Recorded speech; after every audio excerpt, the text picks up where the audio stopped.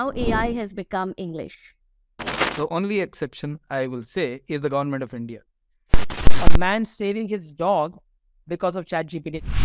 But the thing that we people like about stories and songs and art in general is the irrational.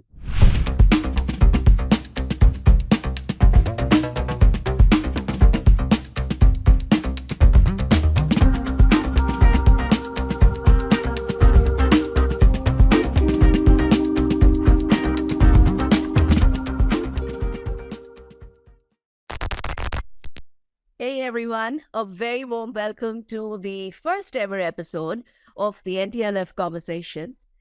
Uh, all of you know that NASSCOM holds this NASSCOM Tech and Leadership Forum in person once a year, where we talk about everything tech with some of the best tech minds, global leaders.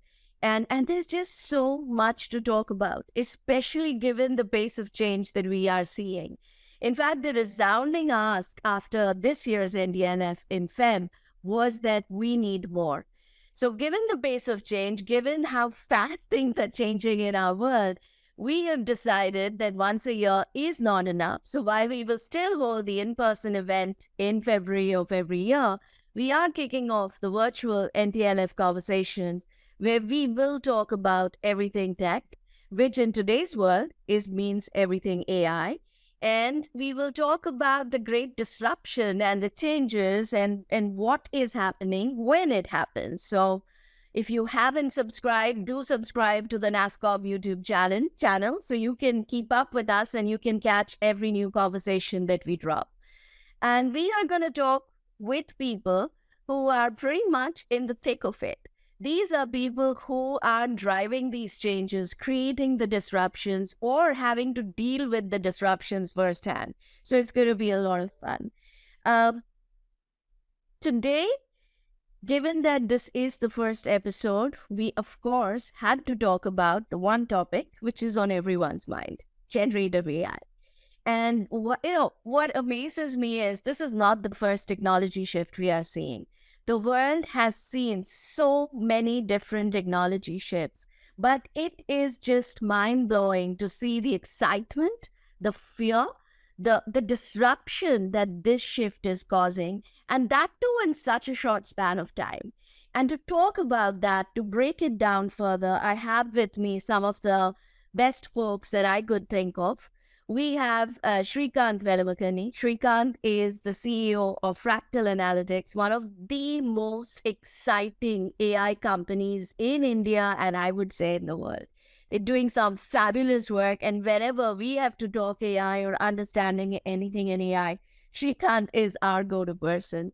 We have Shiv Kumar, ex-Pepsi, Nokia, Birla, also known as, and Shiv, I didn't know this, I just found out today, but you were also known as the longest serving CEO in India, author, and currently operating partner of Advent International. And the kind of perspective Shiv brings about the impact of technology across sectors, across, frankly, human lives, day-to-day human lives, is just amazing. And lastly, we have Zain, and Zain is a writer, director, and I think in the middle of the storm right now, as there is so much talk about how generative AI is completely changing the face of the creative industry. So welcome, all three of you, and really looking forward to a fun conversation. So I'm going to kick it off by asking you, we are just seeing every day there's a new disruption. Every day there's a new headline or maybe multiple headlines and change. So if you think about the last 7 days, 10 days, what's your favorite aha moment? Good, bad, ugly. But what in the world of generative AI caught your eyes? Srikanth, you want to go first? Thank you, Debjani. You're right that it's all 7 days, 10 days, where the time frames have shrunk in terms of how quickly things are moving. So if you just take a last one week to 10 days view, Geoffrey Hinton leaving Google so that he could talk about AI is a very interesting finding, because he's not one of the alarmists around AI. Yep. He's been forefathers of AI. For him to realize that this is something that might be getting out of hand, And don't worry about deep fakes. Don't worry about some of these smaller things like, unemployment. Worry about the bigger things like AI going to, completely kill humanity. That level of fear is not unwarranted. That kind of thing is very, very telling. So that is one of the news items. But if I go back a little bit further, if you allow me to do that, I'll say that a couple of others which I really liked.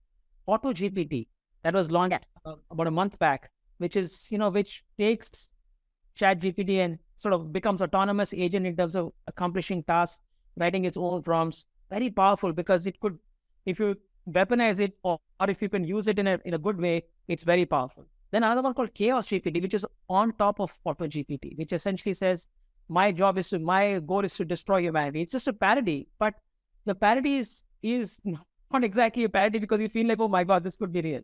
And the last one, which I think is a very powerful one, I would talk about is a man saving his dog because of ChatGPT. GPT saving someone's dog because apparently his dog was diagnosed with some problems. He went to a vet, got all kinds of tests done, got the medicines, no improvement in the dog. Then he takes all the blood reports and puts it on ChatGPT, GPT-4, not GPT 3.5, but GPT-4, and says, can you give me some ideas of what could be happening? And two diagnoses. The first one happens to be correct. It takes it to the vet and says, look, this is what GPT-4 is saying. Can you look at this one? And he looks at it, figures out a medicine, dog is fine, everything is good. So, I mean, amazing, right? That last one was such a heartwarming story. And they even had a picture of the dog. Oh my God, yes, that was just an amazing story. Zen, Shiv, anything you guys want to share? No, just the thing that has distilled this thing for me so well is a tweet I read a few days ago, which said basically like the future we were promised wasn't that humans will be doing the minimum wage jobs and AI will be making poetry and drawing paintings. It's in the future we are promised. Because I like science fiction, and the future that we imagined we would have in the future is that there will be less work for us. We would be sitting back a little bit, and we would have time to create art, to consume art. And now it seems a little bit like, like there's this idea of like AI is the one that is. I mean, I'm not scared of it, but I feel like I don't think of all the artists I've spoken to about this, they are like nervous about it. They are more nervous about how it be used. Like even there's a writer's strike going on in Hollywood. So one of the sticking points was AI about, like, will the writers be working on IP that is created by AI? Or will they be forced to work on something like that? Like that is one of the sticking points. It is how it will be eventually used for writers in a sense, for vulnerable people, for people who might not have an option of actually speaking back collectively. Like that is one of the ideas I feel like it's going. I feel like that is a little bit where I'm a little nervous about it going ahead. Oh, absolutely. We share your nervousness, by the way. Tremendous impact of that. Shiv? I think, Debjani, wonderful to be on the show. I think, every new technology has always had a lot of naysayers and a lot of people saying, damn good. If you go back to the early 1900s, when television was launched, everybody said mankind will be decimated because we'll all become brain dead and we'll become brainless. Okay, that's completely wrong. That's not happened. I know a lot of the shows on television are bad, but that doesn't mean that human beings are not discerning. When books were first published, the people who opposed them the most were the royalty, because they said now the common man can have access to knowledge. So what differentiates me from the common man? They didn't recognize that a sovereign state, which is more knowledgeable, is actually a better state. So through history, we've had naysayers saying a lot of things. I think, we will figure out as we go along. I don't think it'll be as bad as some people say. Equally, I don't think it'll be as good as some people say. What struck me in the last 7 days, one thing that struck me was the OpenAI CEO himself saying, look, I think you need regulation. Yep. That was a bit of a revelation, because normally inventors don't come and say that. The inventors normally say, I'm the best thing since sliced bread. But here's the OpenAI CEO saying, look, we are not the best thing since sliced bread. Maybe, you need to do something about it. That's one. The other thing which struck me, and that is the commoditization of, human skill, and I'll talk about it later, is Google saying, now AI can actually help you draft simple mails. you want to cancel a ticket, you want a refund for something, etc. All you need to do is say it, and then Google will do it for you. So that's the commoditization of tasks which we used to do. So these are the two things which stood out for me in the last 7 days, Debjan. So, in a real-time example, yesterday we had a very diverse group of folks meeting to talk AI.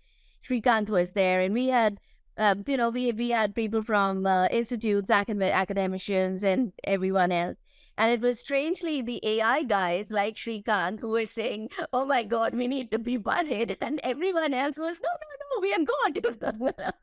So it's great to see how this is playing out. I'll share my aha moment, and that was actually from the Senate hearing that happened in US, and it was the opening. And I'm not going to talk about it, but Priya, if you can share the clip, please, the video. Now, for some introductory remarks. Too often, we have seen what happens when technology outpaces regulation. The unbridled exploitation of personal data, the proliferation of disinformation, and the deepening of societal inequalities. We have seen how algorithmic biases can perpetuate discrimination and prejudice, and how the lack of transparency can undermine public trust. This is not the future we want. If you were listening from home, you might have thought that voice was mine and the words from me. But in fact, that voice was not mine. The words were not mine. And the audio was an AI voice cloning software trained on my floor speeches. The remarks were written by ChatGPT when it was asked how I would open this hearing. And you heard just now the result. But this was just one of those amazing moments for me in terms of, actually seeing it play out. And what was amazing, and Shrikant, 4 speeches, that's all it took.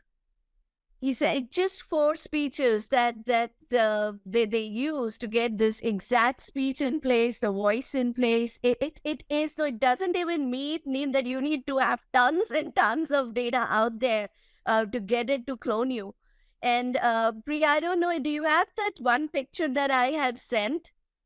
If you do, would love to see it, or whenever you get it, let me know and put it up. So this is going to be a test for all 3 of you, and this one was another one for me. This was from Nat Geo. Zen, since you're the creative guy, can you spot the AI-generated image? My guess would be the third one. Or it could be the first one. The first one is very beautiful, and it has a little bit of a shallow depth of field. Like the second one feels imperfect in a weird way. But I would say maybe the third one. Okay. Mr. AI, Shrikant, your guess? If you've seen it, you're not allowed to guess. It's impossible to guess this one. They could all be by AI. Or they could be by humans. And Shiv? To me, it's the first one. Why? It looks the most natural and the most perfect. Well, that's your answer. It is the first one. But this is just, thanks Priya, thanks for sharing that. But this is what we are talking about, right? And the one thing that frankly, with every disruption we see, every news we see, the one thing that both excites and scares me is still now we have said creativity and language are the differentiators for humans. That's what makes us human. That's our value proposition. And here, all of a sudden, we are seeing the machines take over both creativity and language, and frankly, doing a job as good as us, if not better than us. And that is just most amazing. So, yeah. Maybe the big industry of the future is to recognize that. It's certainly true for journalism and others, is to recognize truth from from fake, or truth from false. That's exactly what the Washington Post Watergate journalist said this morning. They're saying that's why journalists should be in business, to seek the truth. Amen. Amen. But not as easy as it sounds. Absolutely. Absolutely. This is going to be a tough one. But Shrikant, let me give you the floor to talk a bit about why is this happening at the pace that's happening? I mean, what's the trigger? In one way, it is the path of technological progress has been steadily in marching and at a steady pace. But sometimes what you have is breakthrough moments, because once a certain set of things reach a certain point, you have a phase shift in the accuracy in other things, and then you go to the next phase. So I think if you track back the history of AI, 1956, the term AI was coined. 2006, 50 years after that conference, those guys most of the people were there. Some of them are alive, some of them are not alive, but the ones who are alive, they all got back together at Dartmouth to have a conversation. And in 2006, and they said they were still arguing whether AI should go on the first order logic route or the neural networks route. It wasn't clear. Essentially, if the luminaries of AI did not know the answer in 2006, just imagine. By 2010, the answer was clear that it's going to be neural networks, it's going to be deep learning, and we started seeing results because that's the first time we saw the power of large amounts of data. Meanwhile, humankind had collected enormous amount of data, computing had become cheaper, techniques had improved but only mildly, and we just went to slightly deeper networks. And already we started to see some excellent results. But in the next 10 years after that, we've had modest improvements in techniques, good improvements like Transformer as a new technique that came in 2017. But compute and data have multiplied, huge times, millions of times in these 12 years. And the combination of data, compute, and technique has reached a place where accuracy is suddenly so good. The additional thing which I feel, some improvements that people brought was this reinforcement learning with human feedback that OpenAI did, which is, ask human beings, what do you like? And use that information to improve the conversational ability. And they put in some very good design features in the way that GPT was designed. I think these combination of these things really create this moment. But now that we are here, we know that this is not just a intelligent conversational agent. It is a lot more than that, because it can take any amount of data and convert into knowledge and retrieve that knowledge at will. That is very powerful, because now you can build this intelligence into everything that you do. Shrikant, my non-tech point of view, and by the way, it's something you had told me some time back, is now AI has become English. We don't need anything more than a somewhat fluency in English to actually start using the tools. Because I don't have to be a coder. I don't need a degree in Python or whatever have you. I don't need to be an engineer to use AI anymore or to use the AI tools anymore. And you said this, and I love it, which is English is now the most popular coding language. And to me, I think that is also triggering the scale, because suddenly it's completely democratized. It can be used by anyone who can speak the language or write the language. So, and this is just mind blowing. But Shiv, Zen, do join in if you guys have a perspective on this. I feel like my partner is a professor, and she's a professor in university.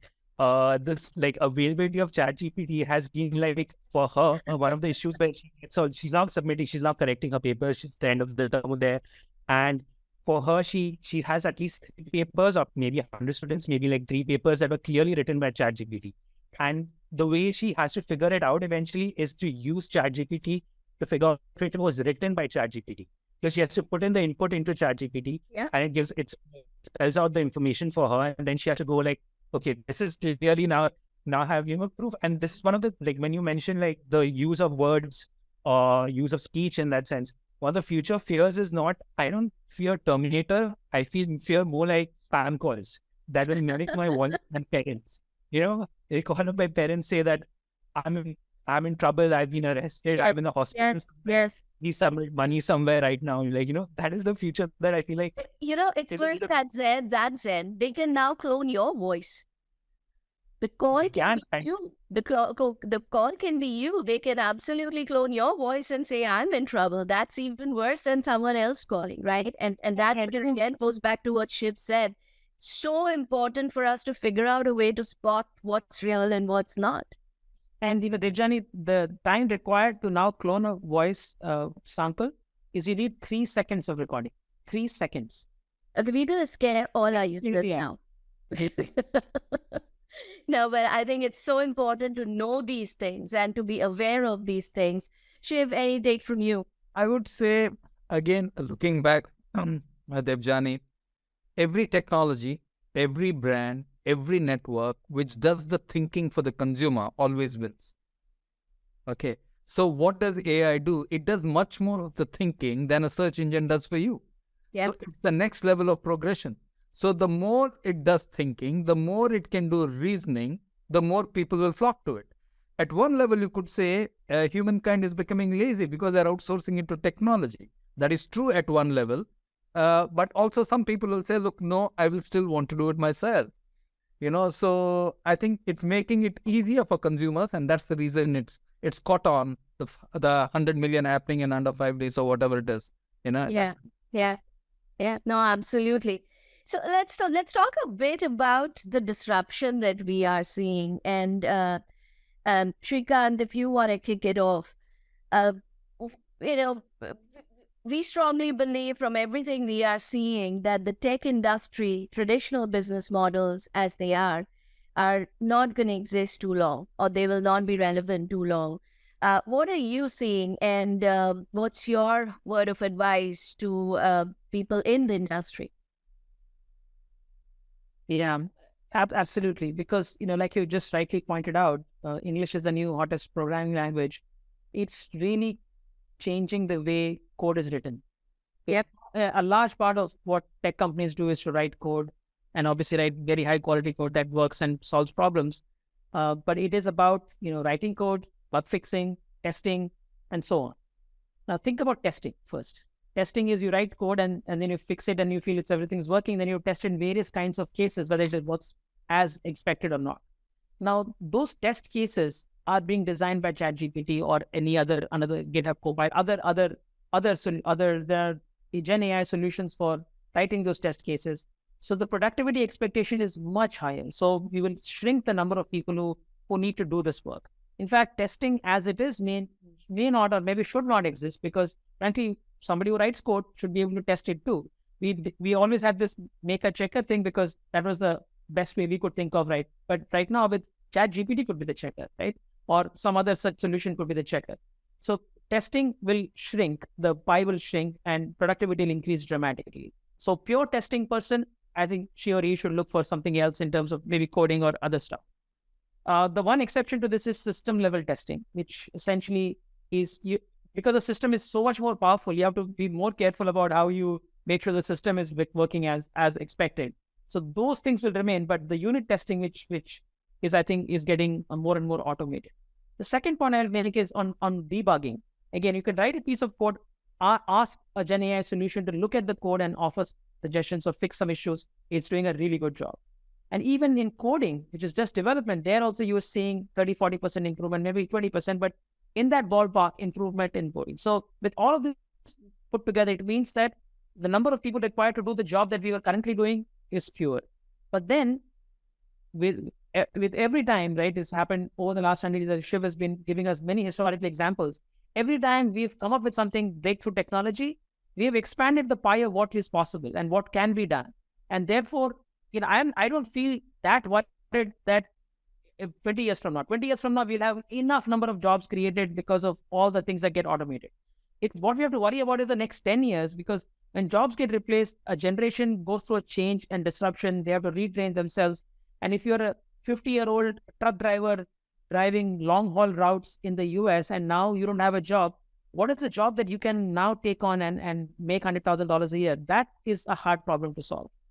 But coming back to the tech industry, I feel like it's a huge change, and tech industry has to sort of adopt this, because otherwise it will be uncompetitive, but then make it work and drive success through it. So that's what's up ahead for the tech industry.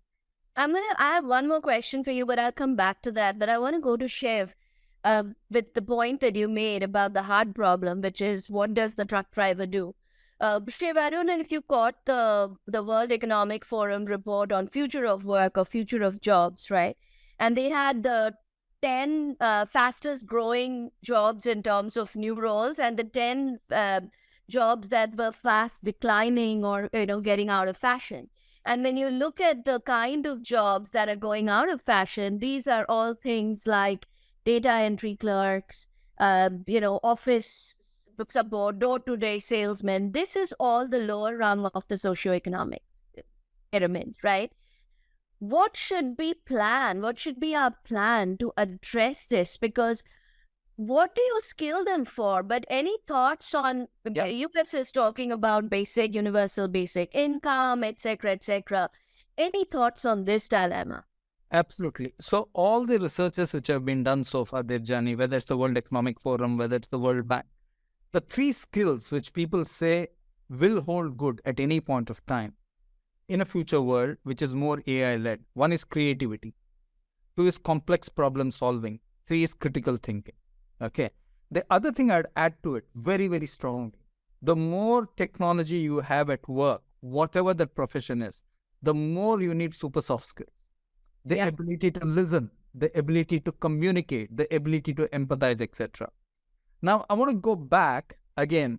If you look at how technology overall, and AI is a new stream of technology today. If you look at 4 areas, what technology has done, let's look at war. War was a physical war in the past. Today, it's a technology war. It's far more devastating than a physical war. So technology has actually given us more problems in an area called war. Okay? And the latest example is there before you. Let's look at the next example, law enforcement, and specifically police. Police was all about catching you, beating you, doing whatever it is. Today, police is much more supportive. It's much more reformist because you have the camera, you have this, you can recognize the person up front, etc. So, in the technology has actually helped police be a better, part of society than ever before. Let's look at third, which is what's happening right now. IPL cricket. Okay, technology in umpiring. Thanks to technology in umpiring, today the umpires get 95 to 97% of their decisions right. So technology is a counterbalance, but the umpiring standards have gone up dramatically. There are no hollows anymore. So they're measuring themselves against the third umpire and saying, I'm beating you. I'm damn good, which is damn good. The last one I'll say is pilots. If you look at pilots, this whole thing of fly-by-wire, everything to do with technology, okay, has actually made pilots a little less skilled when flying through turbulence and tough weather. Because if you look at airlines, 11 minutes determine 80% of the accidents, the first 3 minutes and the last 8 minutes. Today, you have so much technology in the cockpit that very rarely can a pilot make a serious mistake. And that's why The Economist wrote a few years ago that the future of flying, in the future, in the cockpit, you'll have a pilot and you'll have a dog. The pilot to give the guarantee to the 200 people sitting behind that there's a human being, and the dog to ensure that the pilot doesn't touch anything. Okay, that's the future of technology, in flying. So I think there will be, both positives and challenges. I've given you a few in terms of what's impacted some of the sectors.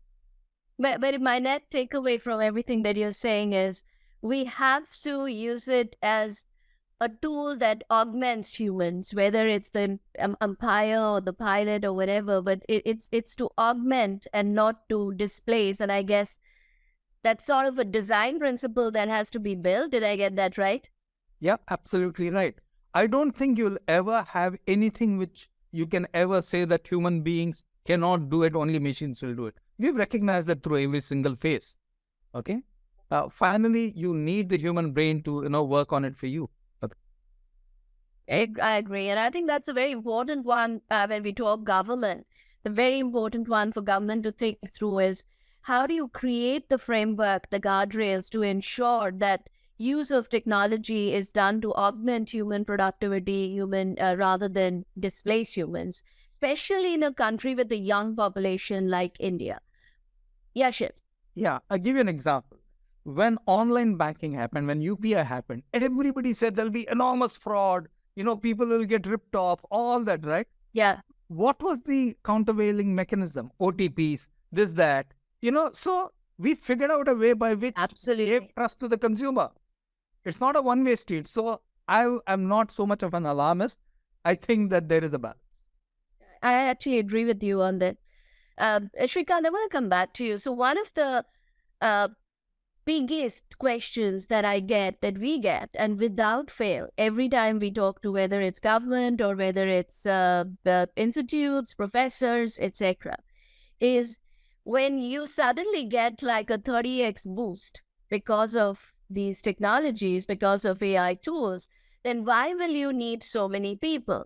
So our company is going to look at reducing workforce. So here's what's playing out in my mind, and I don't know the right answer, or but just debating it through. That if so, I'm thinking NASCOM, with a small team of around 120 to 150 people. If I get a 30x boost, I would want that entire team to get that 30x boost so we can go out and do twice the amount of work that we are doing, right? Now, wouldn't that thinking also apply to larger companies, because the pie, the tech pie is just increasing so drastically? That's a great point, Debjani. I think, firstly, I fully agree that there will be a big productivity boost and that will unleash new imagination. So, frankly, our tagline is intelligence for imagination, because we have been long expecting that as AI becomes better and better, we will have more time to imagine what's next and what's new. So I think human beings are incredible. It's not even possible to today speculate as to what are those new things that will come up. It's just like it was not possible to have predicted a cell phone or the internet 100 years ago. In a similar way, we won't be able to predict what's coming next. But rest assured, human beings are super smart. We have that creativity, like Shiv was meant. We bring in new stuff, it'll happen. The challenge, I think, is also that it's not uniform. So if you look at the bell curve of talent, human talent, this kind of disruption doesn't disrupt heavily, and that's why some realignments take place. So if you look at the left side of this bell curve, say below average or much below average, right?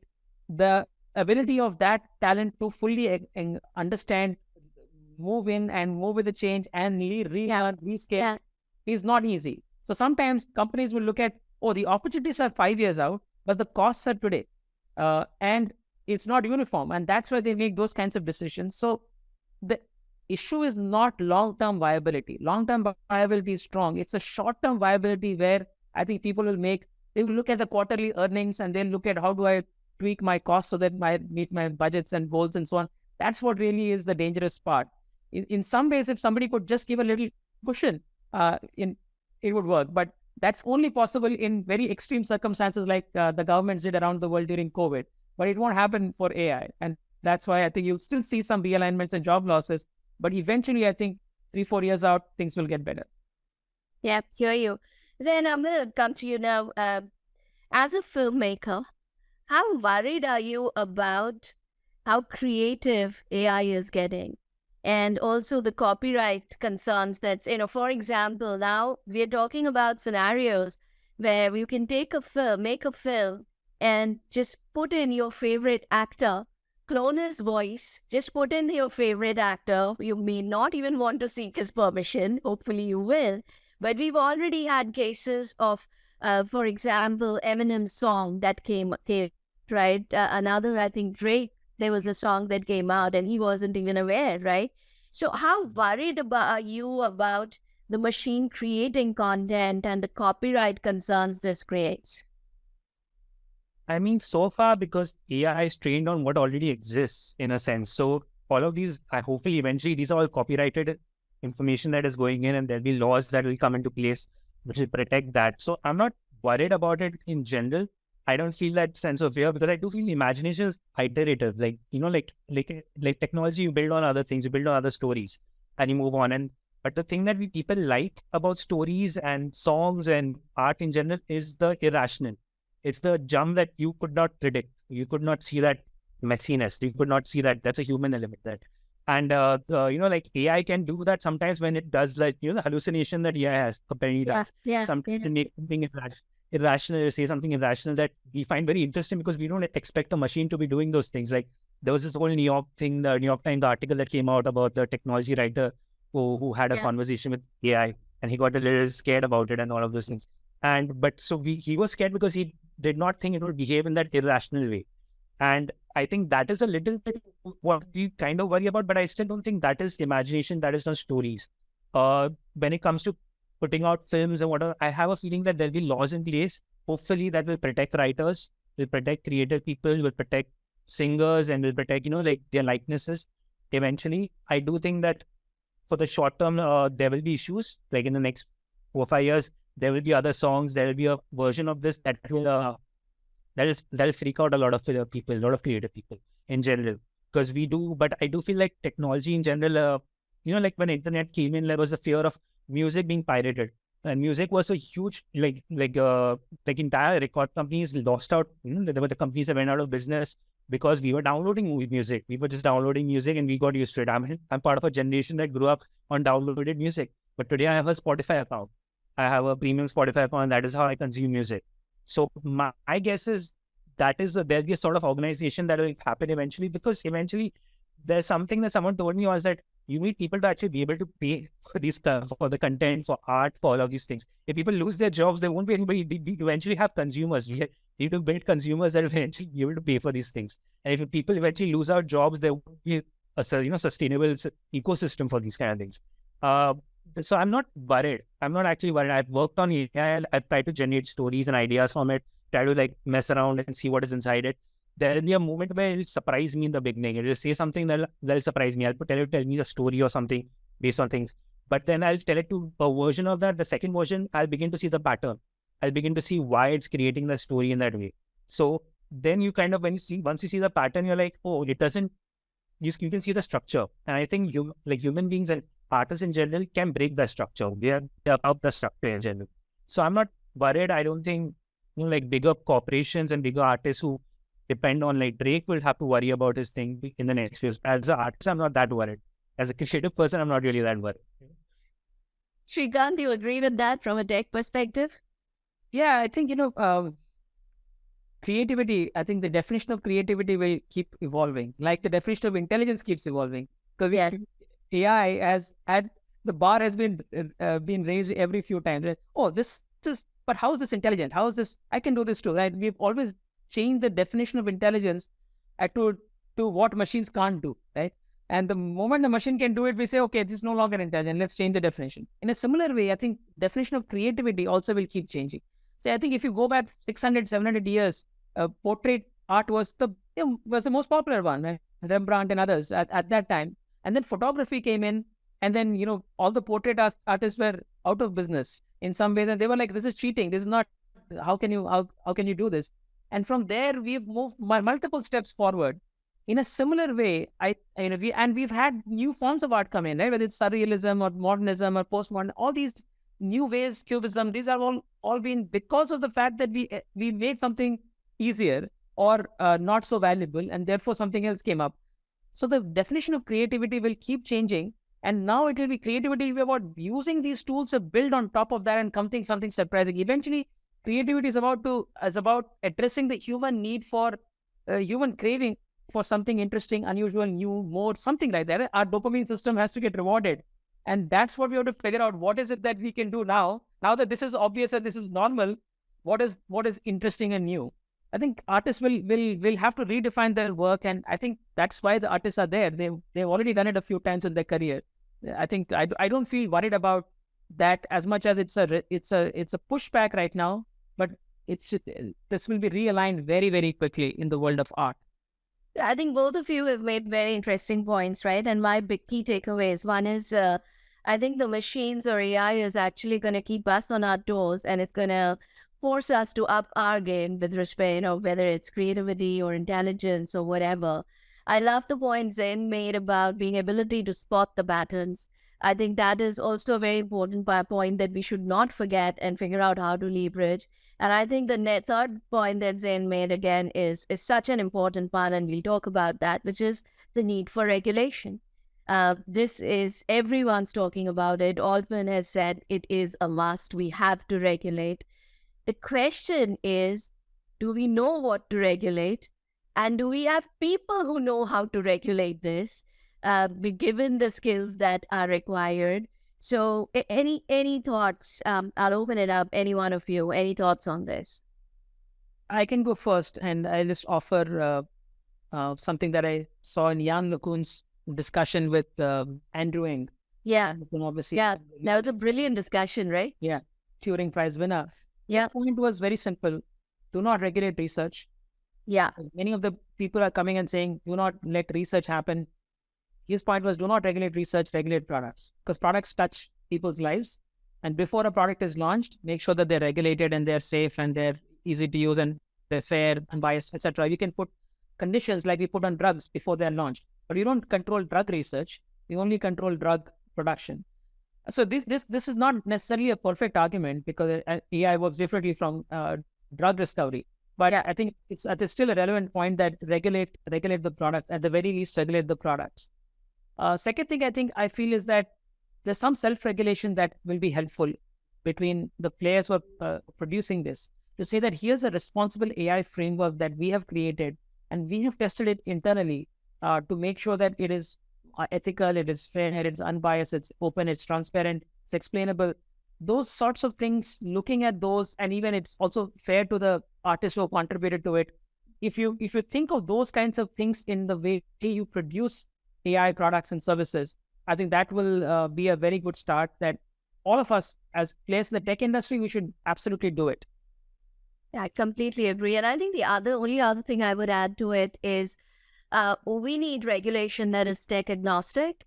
We have to regulate usage cases based on the risks of these usage cases, but we cannot start regulating technology because we have seen nothing as yet. There is so much more to come. And how many technologies are you going to regulate? And how do you regulate technology? I think there has to be some thinking on the approach to regulation. So we'll come back to that. But Shiv, I want to move to you to talk about something very close to our hearts, which is the Indian startup ecosystem. Do you see an impact on the startup ecosystem, good or bad, with all the disruption that's happening? Yeah. So I personally believe that startups access technology far better than traditional companies. Okay. The only exception I will say is the government of India. Today, if you actually step back and look at it, the government of India has done more to promote digitization, has done more in digitization than any company in this country. Okay, you look at Aadhaar, you look at UPI, you look at ONDC, and next the credit thing which is going to come up. Now, 4 big things the government has done. Every company says we have legacy framework, we have legacy systems, we need a bridge network, all kinds of things, and they walk away from that. Now, why do startups do that? By definition, startups are what I call gorillas. They want to take on a problem of the world. They want to take on the big boys of the industry and say, I have a better answer. Number one. The second is technology is easily accessible. The third is, because startups get a hell of a lot of productivity through technology, their cost structure goes down dramatically. Because their cost structure goes down, they're able to hammer the big boys, because the big boys and girls have legacy costs with them. So I think all of new technology is something which plays right up the street of startups. Okay, because every industry has a value chain where there are inefficiencies. And when a startup focuses on one aspect of it, for example, maintenance, repair, and operations, the startups today promise companies, I'll give you 3 to 5% saving on all your procurement. No general manager of procurement has ever given that commitment to his CEO ever in his life. Okay, so I think it's the access to technology, the ability to hit the inefficiency very smartly and to generate high productivity. That's why startups will always be the first port of call for technology. Fantastic. I know we are going to be very soon out of time. I think I have a minute left. But I do want to ask you guys, do you see this, the shift that we are seeing, the rise of generative AI? Do you see this as another mega leapfrog opportunity for India as a whole? Srikanth? I think so. I think India has the talent. India has the historical legacy in tech and producing cool tech. And we have, I think, maybe access to capital as well. And we don't have any legacy we don't have too much of the earlier tech investment. So we can start afresh, build something big. It's not easy because it requires a tremendous amounts of capital and tremendous amount of focus. It's almost like when India decided that, okay, we must go and get nuclear energy, figure out nuclear energy and test and have our own defense system such that we can resist. No, we made it a mission. Went after that, and then those Pokhran blasts happened in 1974. It took us 20-something years to create that, but we did it, right? Because there was a focused effort towards it. It is a moment like that. It won't happen just because, we spent 2% more on something or 10% more on something. It will mean a very dedicated, focused effort, making it a mission. It's like man has to land on moon by 1960. In that decade, it happened because that was what JFK wanted. What does our government want, and can it really back that up with all the investments? Yes, then it can happen. I absolutely agree. I do see this as and in fact, much more than leapfrog, I do see this as a very strategic inflection point for India, but it will take tremendously deep commitment, tremendously deep, much deeper than anything we've had till now. But I do think it's possible. Zain, any last words or thoughts? No, I just find in a similar way, I think at least the Indian cinema space, or at least the Indian cinema industry, is kind of hidebound. It is entrenched. It doesn't really change much, and maybe this is something that will push it a little bit, and maybe stretch it out a little bit. Hopefully, and that is the good that comes out of it. It'll be great. It'll be a superb thing. Awesome. Shiv? I would say every country which has physical spread or geographical spread needs what I call digital depth. America is a good example. Africa is a good example. India is a good example. And I think digital is absolutely merciless on the middleman who adds no value. Okay. An institution which adds no value, or any inefficient company which adds no value. So digital will be a depth play in every country which is physically spread. And that compensatory nature of digital is what makes it attractive to every country which has huge geography. Brilliantly said. So on that note, a huge thanks to all three of you. And by the way, talking about surprise moments with AI, yesterday I was doing some research and I loved the answer it gave me. So out of habit, I just typed in thank you, not expecting an answer or not expecting anything. And lo and behold, it immediately responded saying, "You rock," or something around those lines, and "stay awesome always." And I was just completely blown away. So quoting ChatGPT, you guys rock, stay awesome, and thank you so much for joining me today. You rock more, Debjani. Thank you, Debjani. Keep rocking. All the best. Thanks, Adan. Bye. For more interesting content, like, comment and subscribe to our NASSCOM YouTube channel.